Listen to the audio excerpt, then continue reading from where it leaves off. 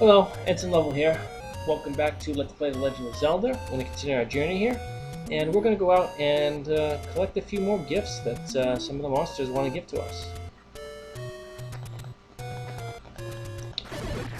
Now I'm going to do this because these gifts of money will help me buy an item that will serve us pretty well throughout the rest of the adventure. So I want to just go in and get these goodies, fairly early on. Normally, I don't think you're expected to, know where all this stuff is or get it all so soon, but I figure, why not make things simpler on myself? Now, as you can see there, I used the boomerang to capture the rupees that enemy dropped. I did that a couple times at the end of the previous episode, after I got it. Another thing the boomerang can do is it can stun enemies, and you can even walk on top of them when they're stunned and they won't hurt you. That's kind of a nice function of it. It's a really nice item.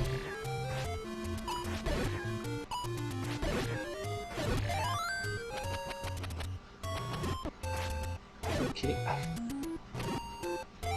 There we go. There we go. My aim isn't as good as I'd like it to be, apparently. Alright. What I'm doing now is I'm destroying a few of I'm destroying all but one of the enemies. The game will remember there's only that you didn't kill them all, as long as you leave one there. And when you come back, there will only be one enemy there. Now it might spawn, like in the previous screen, there was a mix of Octoroks and orange and dark blue moblins. Now they might spawn. Great. Now they might spawn as different enemies when you come back, but there'll only be one of them if you don't accidentally kill them all. Alright. More money.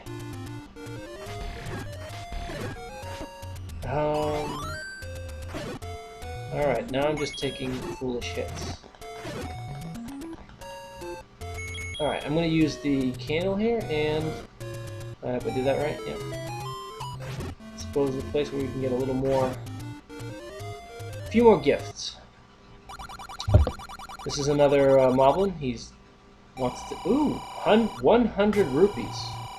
100 rupees. That's kind of nice. Yeah, there's I think there's a couple of big rupee prizes. I don't exactly remember where they are. I know where that one is, but I don't. And I know where one other is, but I think there might actually be a third too.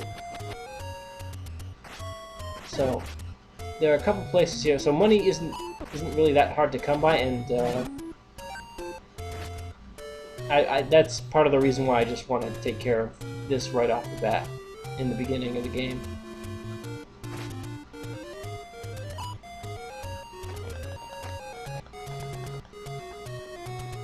I'm still having to get used to talking while I'm playing. I'm used to just, watching the screen and playing and keep my mouth shut. So, the Tektites here, they're usually pretty good for some rupees.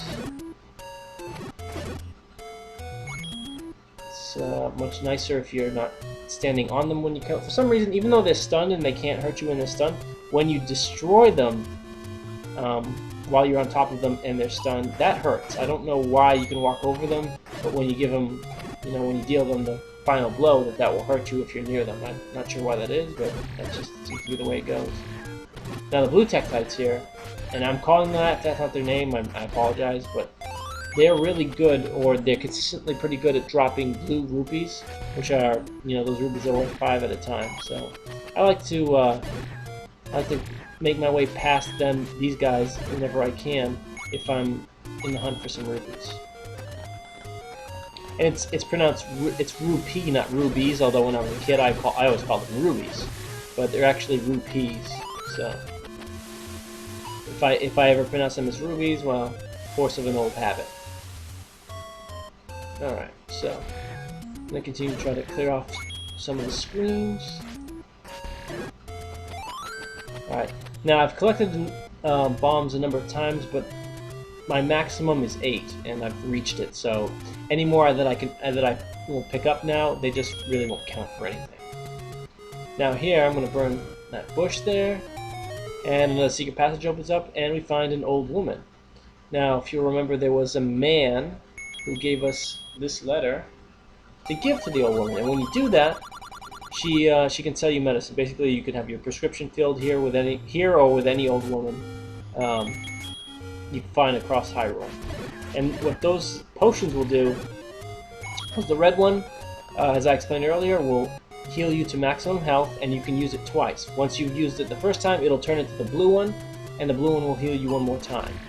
So you kind of, if you're gonna buy them, I didn't buy them just yet, but you get kind of a better bargain with the red because you can use it twice, and it's cheaper per use.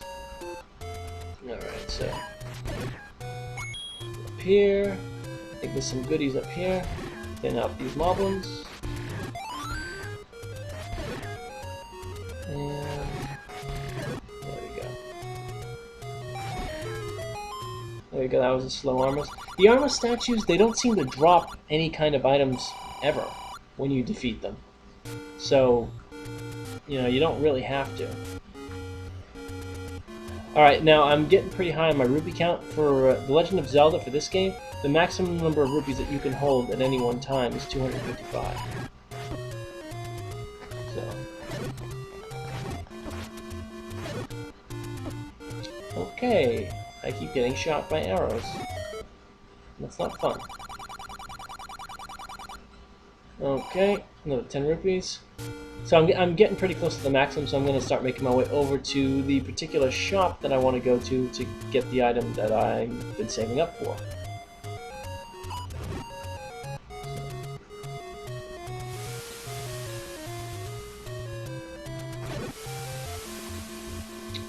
So we'll make our way. This is where we got one of our heart containers, some Tektites, which I'm not really interested in killing right now. Oh, look at that. Stopwatch. Yeah, you've seen it a number of times by now. The stopwatch just freezes everything. You're invincible. You can't be hurt, and it makes the enemies pretty easy to kill. I was hoping to get a heart from someone here, but I didn't quite make it. All right. Now, we've actually looped around back to where we began. That's the bridge to the first level, and we're up to 246. We're rapidly approaching our 255 limit, and the item that I'm going to purchase, it costs 250 rupees. So, all right, keep making our way. Take that Zora down. This little green thing right here is a dock or a pier, and if you have a certain item, you can make use of that. But I don't have that yet, so right now I just have to kind of ignore it. Okay. Figure I'd just take a few hits just to show I'm tough. And alright, I think I'm through showing that I'm tough now.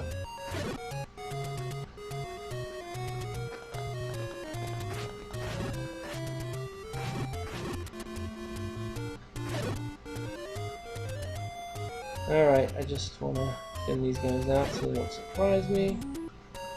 Get out of my way, and you'll notice here that the item I'm looking for is the blue ring. It costs 4 more rupees than I have. So, obviously, he's not going to sell it to me, so I got to go out and see if I can scrounge 4 more rupees. In my test runs, I actually had I had all the money by the time I got here, so just wasn't as lucky with money this time. And let's see. Well, the plan's kind of backfiring. Having killed all but one, I've got nobody to get money from. How about over here? Alright, here we go.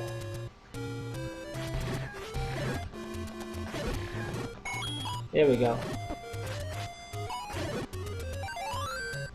Alright, there we go. That wasn't so bad. Alright.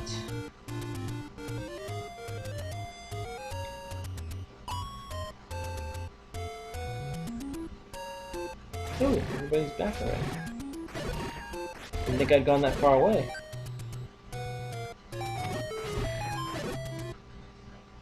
Alright, now, yes, this is really expensive, and now we can purchase the blue ring. Now what the blue ring does is it cuts damage you receive in half. Let me see if I can demonstrate here. I'm gonna let the Zora hit me. See how I still have full hearts? I technically don't have full hearts, I'm missing a quarter, but it seems like Zelda, The Legend of Zelda rounds it to the nearest half. So even though I'm not technically at full hearts, it's listing me as being at full hearts. So basically going forward, I'm going to be taking less damage from enemies. Now that was, the Zora's projectile isn't all that strong, so I don't really have to worry about, I don't really have, well, not that I don't have to worry about them, but see how I only now, after Zora and hitting this thing, I took half a heart. So I have to take 2 hits where normally 1 would have done the job. Alright, so I'm going to stop here, and when we pick it up next time, we'll go to the second dungeon, labyrinth, whatever I'm going to call it, and continue our quest to reassemble the Triforce of Wisdom. For now, this is Ensign Level, and if there's a next time, I'll see you then. Thanks for watching.